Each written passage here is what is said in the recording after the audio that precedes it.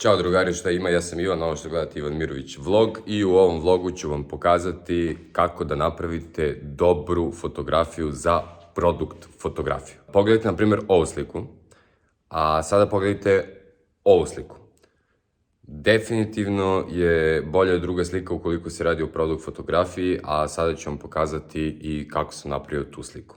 Zašto ukoliko nemate neku dobru kameru jednostavno ne ponudite vaš posao online?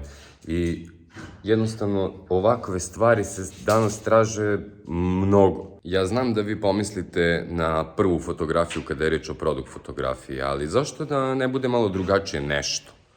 Zašto da ta fotografija nema neku ekspoziciju, da nema, ne znam, nešto da se dešava na njoj? Ima jako bolji učinak posle na gledaoca te fotografije, jer ima mnogo više detalja. Glavni organizator kaže da nam trebaju bobice od druge polovine nara. Ima mnogo stvari koje bi trebalo da se jednostavno vide na fotografiji. Svaki restoran želi da ima sliku svog proizvoda. Svaki restoran. Koliko ima restorana?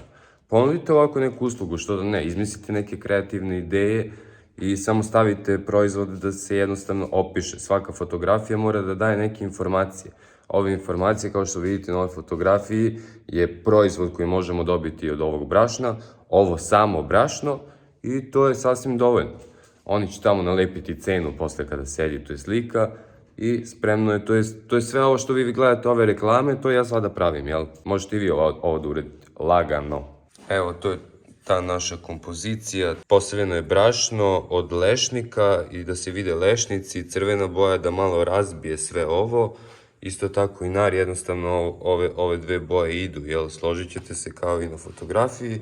I ovde je jedan proizvod koji se može napraviti od tog brašna, a to je kaša, jel, sa mlekom. Tako da smo napravili jednu kašicu, mnogo je ukusno, pravo vam kažem. Ovde smo postavili svetlo, samo jedno svetlo koje udara ovako i još jedno svetlo koje bi u plafon, odbio se od plafona i udara ovde. Jednostavno dajte klijentu nešto što nije očekivao i što znate da će mu se svidjeti.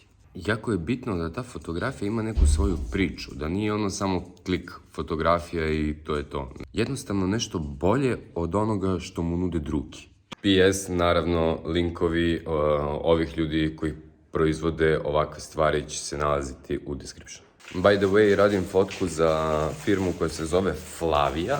Ja skidam stvarno kapu za ovakve poduhvate, skidam kapu za sve koji bar nešto probaju da urade. Ukoliko imate neku ideju i potrebno vam je ogromno ulaganje,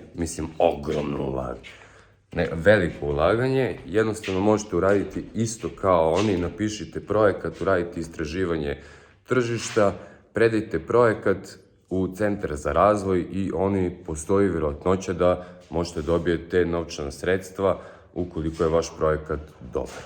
To je fora. Aj, vidimo se.